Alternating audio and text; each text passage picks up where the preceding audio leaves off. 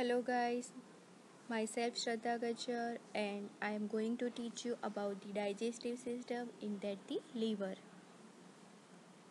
First we will see the introduction of the liver. The human liver, that is the largest gland in the body. The liver, it is a vital organ normally present in the human in the upper right quadrant of the abdomen. Okay, it is situated in the right side in the upper right quadrant of the abdomen.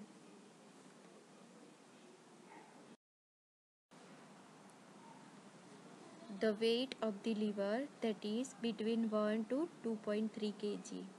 The shape of the liver, that is the wedge shape. Size, that is the 15 centimeter or we can say 6 inch. It is in reddish brown color. Where it is located? In the upper part of the abdominal cavity in the right side. It occupying the greater part of the right hypochondriac region, part of the epigastric region and extending into the left hypochondriac region. Okay, so this is all about the structure and anatomy.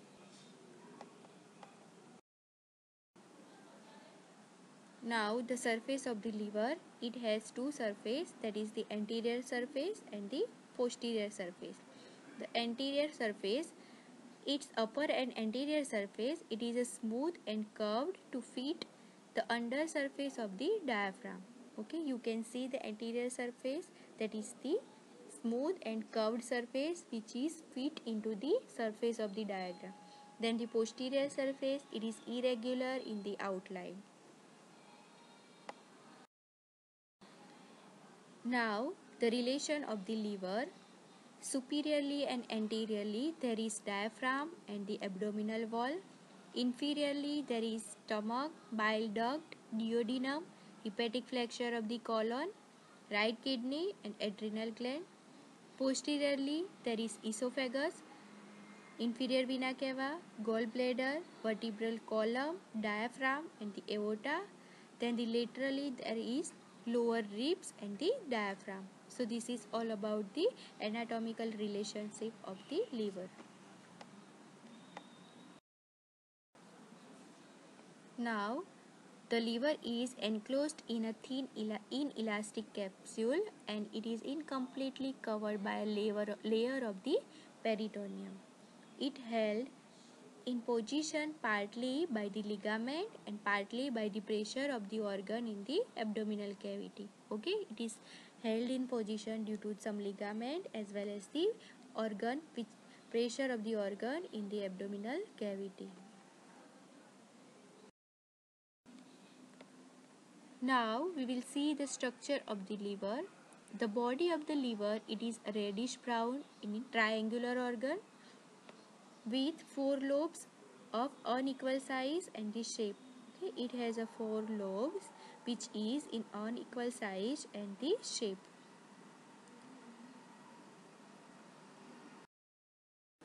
Now it has four lobes, two anterior lobe, two posterior lobe. First, that is the in anterior, that is the right lobe and the left lobe. You can see in the figure in the anterior view there is right lobe and the left lobe. Right lobe, that is the larger than the left lobe. And left lobe, that is the smaller and the wedge shape. So these are the two lobes of the anterior view. In posterior there is the two lobes, that is the quadrate lobe and the caudate lobe. You can see in the figure caudate lobe and the quadrate lobe.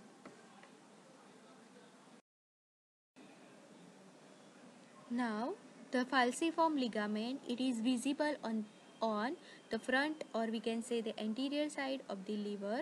There is a ligament between two lobes, right lobe and left lobe. There is a ligament, we can say that is the falciform ligament. It divides the liver into the left anatomical lobe and the right anatomical lobe. So that is one ligament between the two lobes, that is the falciform ligament.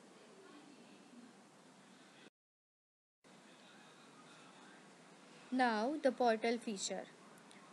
This is the name given to the region on the posterior surface of the liver where the various structure enter and leave the gland. Okay, it is opening up in the posterior side of the liver. Then the various structure will enter into the liver and various structure will leave in from the gland. In that is the portal vein, hepatic artery. Okay, arterial structure and the venous structure. That is, first one is a portal vein, which carrying the blood from the stomach, spleen, pancreas and small intestine and the large intestine. Then the hepatic artery, which carrying the arterial blood. It has a branch from the celiac artery, which is the branch of the abdominal aorta. So this is the portal fissure in that the portal vein and hepatic artery. It is situated in the posterior side of the liver.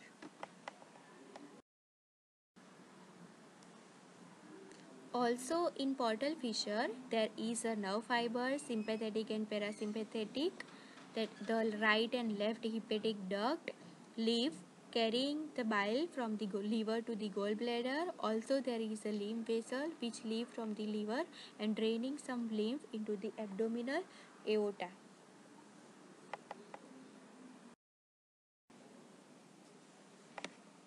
Now the blood supply of the liver, that is the arterial blood supply, which is done by the hepatic artery, and the venous drainage, which is done by the hepatic vein and the portal vein. You can see in the figure hepatic artery and hepatic vein as well as the portal vein.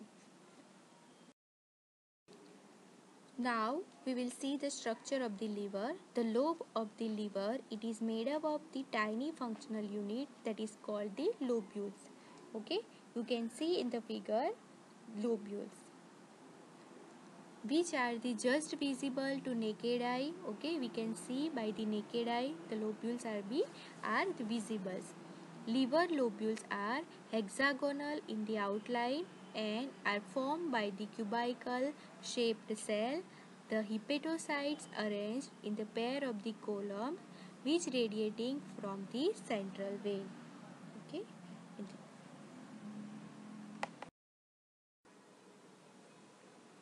This is the figure of the lobules. You can see there is a central vein, and besides of the central veins there is a cuboidal tissue, and at that side there is a bile ductules which contain the biles.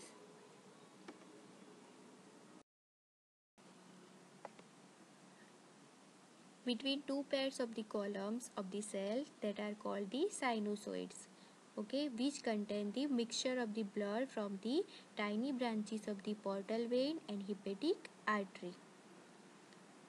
Also it has a close contact with the liver cell. Okay, among the cell lining there is sinusoids. It has hepatic macrophage. We can say that is the Kupffer cell. The main function of the Kupffer cell, that ingests the foreign particles which is present into the blood in the liver. Then the blood drained from the sinusoid, which contain the mixed blood, arterial and the venous blood. This blood will be drained in the central or the cantilobar veins. These all veins will be joined and they will become a large vein. And this large vein will eventually meet to the hepatic vein, and hepatic vein will enter into the inferior vena cava. So this is all about the structure.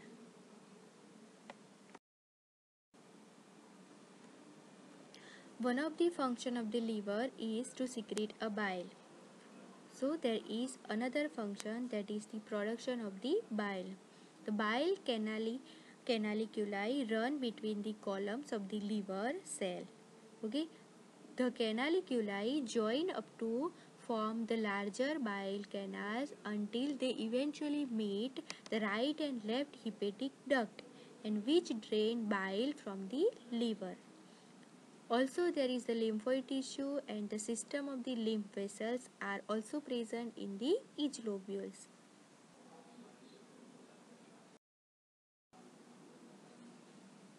Now we will see the function of the liver. That is, the first one is a carbohydrate metabolism. The liver has important role in the maintaining plasma glucose level. Okay, after a meal, this level will rise. The glucose is converted into the glycogen for the storage under the influence of the hormone, that is the insulin.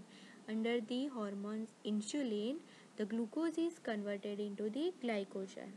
Later, when glucose level falls, the hormone glucagon stimulates the conversion of the glycogen into the glucose again. So it is a reverse channel. Insulin and glucagon has a reverse effect. Insulin will convert glucose to glycogen and glucagon will stimulate for the conversion of the glycogen into the glucose again.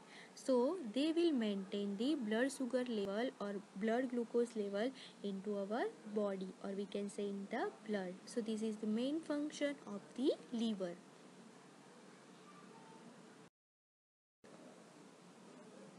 Now second function, that is the fat metabolism.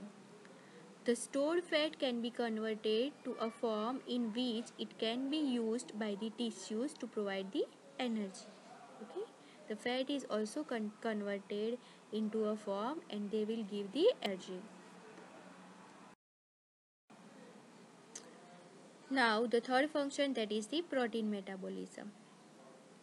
In that, the first one is a deamination of the amino acids.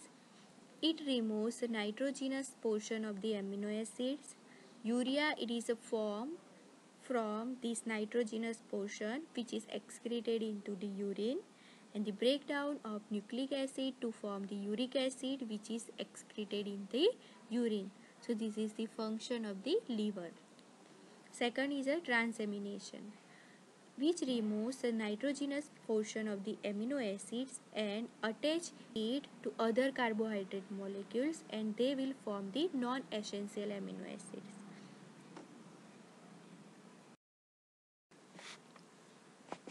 Next, that is the synthesis of the plasma protein. Liver produces 90% of the plasma protein which contain in bloodstream, including the albumins, globulins and the blood clotting factors. Okay, liver produces plasma protein. Then the next one is a breakdown of the erythrocytes and defense against the microbes. It is carried out by the Kupffer cells in the sinusoids. There will be the breakdown of the red blood cells also take place in the spleen as well as the bone marrow. Okay, so there will be a breakdown of the red blood cells. Next is a detoxification of the drug and toxic substance. This is included by the ethanol, or we can say the alcohol and toxin produced by the microorganism, and some drugs are extensively inactivated by the liver and they are not very effectively when it is given by the mouth. For example, glycerol trinitrate. This is because after the absorption from the alimentary tract, they travel into the blood and to the liver, where they are largely metabolized to the level in the blood, leaving the liver are inadequate to achieve the therapeutic effect. This is known the first pass metabolism. Now, the inactivation of the hormones. This also includes the insulin, glucagon, cortisol, aldosterone, thyroid and the sex hormone. These are the inactivation of the hormones. This hormone will be inactive by the liver. Then the production of the heat. The liver uses a considerable amount of the energy because it has the highest metabolic rate and produces a great deal of the heat. This is the main heat producing organ of the body. Now, the main function, that is the secretion of the bile. The hepatocytes synthesize the constituents of the bile from the mixed arterial and the venous blood in the sinusoids. They also include the bile salt, bile pigment and the cholesterol. The storage stored substance that include the glycogen, fat soluble vitamin, that is the ADK, iron, copper, and some water soluble vitamins, that is the example vitamin B12.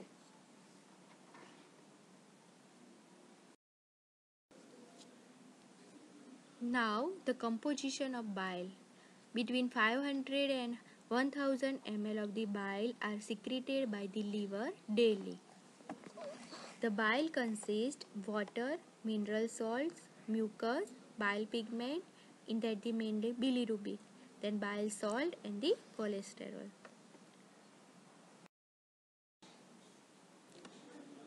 Now the function of the bile, that is the main function of the bile, that is the fat digestion. The bile acids, cholic and chenodeoxycholic acid are synthesized by the hepatocytes from the cholesterol. Then they secreted into the bile as a sodium and potassium salt. In the small intestine, they emulsify the fat and aiding their digestion. Okay.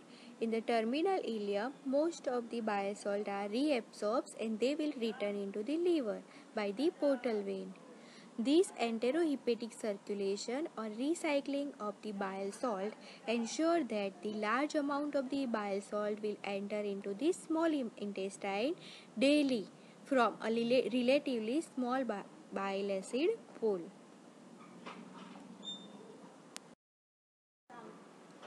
Now, the excretion of bilirubin. The bilirubin is one of the product of the hemolysis of the erythrocytes by the Kupffer cells in the liver, by the macrophages in the spleen and the bone marrow. So, what is the bilirubin? It is the end product of the hemolysis of the erythrocytes by the Kupffer cells in the liver. The bilirubin is insoluble in water and it is carried in the blood bound to albumin. In hepatocytes, it is conjugated with the glucuronic acid and become the water soluble enough to be excreted in the bile. The bacteria in the intestine, they change the form of the bilirubin and most is excreted as the stercobilin in the feces. So the color of the feces because of the stercobilin. The small amount is reabsorbed and excreted in the urine as a urobilinogen. The jaundice, it is a yellow pigmentation of the tissue that is seen in skin and the conjunctiva and which is caused by the excessive blood bilirubin. So this is all about the excretion of the bilirubin.